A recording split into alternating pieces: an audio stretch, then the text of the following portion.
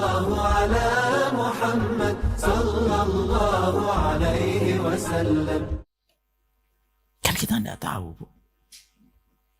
Contoh, saya ambilkan contoh, Bu. Kenapa ya Ibu, nanti maaf ya, kalau Ibu nanti membuka di YouTube, coba cek husnul khotimah, keywordnya. Ibu akan melihat orang-orang yang husnul khotimah itu terkadang penampilannya biasa. Maaf ya, ini bukan berarti merubah apa yang saya pilih dalam komitmen menjalankan sunnah dan syariat. Tapi membuat saya itu berpikirnya sekarang supaya lebih wawasan saya itu lebih lebar. Saya menjumpai ada orang yang biasa penampilannya gitu. Apa yang menjadikan mereka dipilih oleh Allah husnul khotimah? Tidak mungkin kan Allah itu milih tanpa standar. Tidak mungkin. Quality controlnya Allah itu menunjukkan Allah itu alim. Dan Allah itu adalah zat yang paling detail. Apa yang menjadi jawabannya? Simpel, Bu. Bisa jadi dohirnya masih biasa. Hatinya yang bersih di sisi Allah. Dan akhirnya kebersihan hatinya menutupi kekurangan-kekurangan dalam masalah dohirnya. Dan itu jawaban yang menurut saya paling tepat ketika saya melihat kenapa ada orang penampilannya masih biasa tapi matinya husnul khotimah.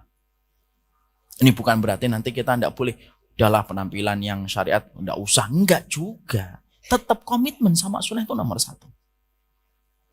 Ya, saya ambilkan contoh, gambarannya begini. Saya janji sama istri saya untuk ketemu di warung Padang. Jam 1 ya, Ibu ketemu di warung Padang. Tit gitu. Masa saya sebutkan. Oke, jam 1 ya, Bi. Oke. Istri saya on time, Bu. Jam 1 datang. Saya, qadarullah, jam 1 belum datang. Jam 2 belum datang. Jam 3 belum datang. Setiap ditelepon istri saya, handphone saya mati. Istri saya sudah gitu. Ini kemana? Jam 5 saya baru datang, tergopoh-gopoh. Ternyata kamu masih di sini ya? Iya. Kamu kemana aja? Pasti pertanyaan yang pertama semacam itu. Lalu segera saya mengatakan, maaf ya, handphonenya mati, lowbat, saya lupa membawa power bank. Saya tadi terlambat, kena macet. Karena saya sedang membeli perhiasan yang paling bagus untuk hadiah untuk dirimu. Keluarlah tas kalung, Bu. Harganya 300 juta. Plus dengan tas. Plus dengan sepatu. Kenapa saya menyebutkan tas dan sepatu? Karena itulah ujian bagi kalangan wanita. Ini tasnya. Ini tasnya. Ini sepatunya. Karena saya lagi nyarikan barang-barang ini, makanya saya terlambat. Istri saya mendapatkan kalung 300 juta, tas sama sepatu. Kira-kira masih marah atau memaafkan kesalahan saya? Tuh, jujur banget. Makanya saya nggak mau telat. Ya sudah, Bu, kajian kita akhiri, Bu. Ini apa ini? Akhirnya istri saya memaafkan. Kenapa? Karena kompensasinya apa? Berlian, emas, tas, sepatu, branded semuanya. Maka istri saya mungkin akan ngomong, Mas, Bi, ya besok terlambat 6 jam kalau bisa. Paham nggak korelasinya, Ibu? Saya menyampaikan. Ibu paham korelasinya dengan kisah tadi, Bu?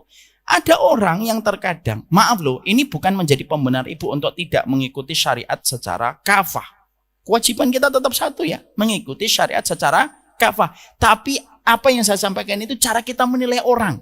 Bukan cara untuk mempraktekkan ke kita. Ya sudahlah, saya nggak usah kafah-kafah banget. Kenapa? Itu ada yang mati husnul khotimah nggak kafah juga. Nggak gitu. Caranya nggak gitu. Jangan sampai salah meletakkan spion. Karena meletakkan spion itu salah, itu akhirnya nggak berfungsi. Ibu letakkan spion di belakang, nggak kepake. Meletakkan dalil pun harus sesuai dengan tempatnya. Maka, saya tadi ngomong apa sih ya? Lupa sih. Oh iya.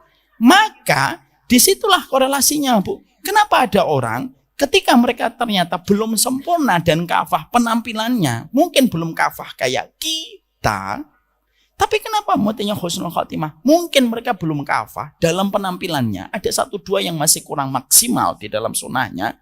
Tapi hatinya bersih. Ketika hatinya bersih, menutupi kekurangan pada penampilan dohirnya yang kurang kafah. Paham di sini, Bu? Dan itu cara kita ngelihat orang. Bahkan maaf ya, kalaupun kita ngelihat ada orang belum berhijab, Bu. Cara kita melihatnya itu apa? Yang kita benci, terbukanya aurat. Tapi kepada orang yang tetap pandangannya rahmat supaya kita bisa memberikan kepadanya hidayah. Karena apa? Kita tentunya paham. Kelembutan akhlak kita itu yang menembus pada hati. Ibu tahu kenapa hari ini ada gelombang besar-besaran di Eropa orang masuk Islam? Karena mereka melihat langsung, Bu. Bagaimana orang Palestina tanpa sin, tanpa skenario, tanpa settingan, tanpa rekayasa. Lah mereka betul-betul luar biasa mempertontonkan ketulusan, keteduhan, kesabaran. Dan setiap video itu menembus setiap kepala orang yang melihat dan mengaksesnya. Apa yang terjadi? Berbondong-bondong orang masuk Islam. Padahal berapa banyak orang yang berjenggot kayak saya menyampaikan Islam itu indah. Islam itu membawa kedamaian. Tapi belum tentu nyampe pesan itu kepada setiap kepala. Tapi dari video cuma 1 menit, 2 menit, hanya dia ambil dengan handphone. Tidak diambil dengan kamera-kamera mahal sebagaimana kanal-kanal berita dunia. Tidak ada lightingnya. Tidak ada apapun. Diambil dari ketulusan. Kontennya melebihi packaging. Yang akhirnya menembus kepada setiap orang. Akhirnya mereka jatuh cinta kepada masyarakat Gaza dan jatuh cinta kepada Islam. Karena mereka bingung. Ajaran apa yang membuat mereka tetap tegar tersenyum ketika anaknya meninggal dunia? Ajaran apa yang membuat anak tidak takut mati padahal rumahnya diserbu setiap harinya? Itulah yang disebut dengan kita itu memperlihatkan komitmen kita dengan akhlak. Paham, Ibu? Yang ketiga, dibuka halaman 71.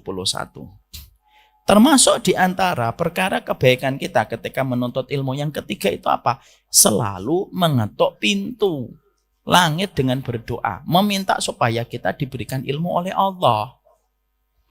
Jadi rajin-rajin meminta ilmu. Jangan mentang-mentang, saya kan bukan ustaz. Saya juga bukan seorang daiyah. Saya tidak perlu meminta dulu. Jangan, minta doa setiap waktunya. Mengetuk pintu langit. Supaya kita diberikan oleh Allah, bagaimana Allah menambahkan kepada kita ilmu. Karena ilmu modal kesabaran. Karena ilmu modal keridhaan. Ibu bisa nggak sabar tanpa ilmu? Tidak bisa, Bu. Misal ibu menghadapi suami, lalu ibu tidak mempelajari ilmunya. Bagaimana kesabaran terbaik wanita adalah kesabaran kepada suaminya. Dan sabar sama suami itu terkadang 2 kali sabar yang harus kita berikan. Kita tidak teredukasi dengan ilmu, susah, Bu. Hanya karena suami naruh anduk di sofa bisa panjang. Tapi kalau ilmu sudah kita dapat, akhirnya apa? Menjadi proses edukasi. Kalaupun nanti mendapati kejadian-kejadian, mungkin dia tetap marah, tapi tetap terkontrol marahnya. Karena apa? Ilmu itu menjadi obat. Dari banyak masalah yang kita dapatkan ketika kita tidak mendapatkan ilmu. Makanya ada seorang anak, ini jujur, di daerah Bekasi, Bu. Ada anak, terus pada saat itu habis ngaji. Ada ibu-ibu sama anaknya, setingkat SMP. Terus minta foto. Ketika minta foto, saya foto sama anaknya itu. Ada bapaknya juga, ada istrinya, ibunya. Setelah foto saya tanyaan, kelas berapa, Nak? Kelas 2 SMP. Sering nemenin Umi, sering nemenin apa kalau manggilnya Mama? Sering nemenin Mama ke pengajian? Iya.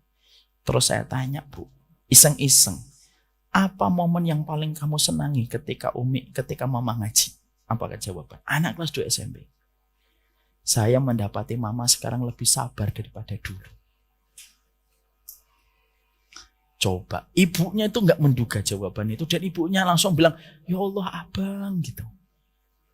Mungkin anaknya langsung dibelikan sepatu habis itu. Tapi di situ kita menjumpai dan kita mendapatkan. Itulah, Bu. Ilmu itu menciptakan kesabaran.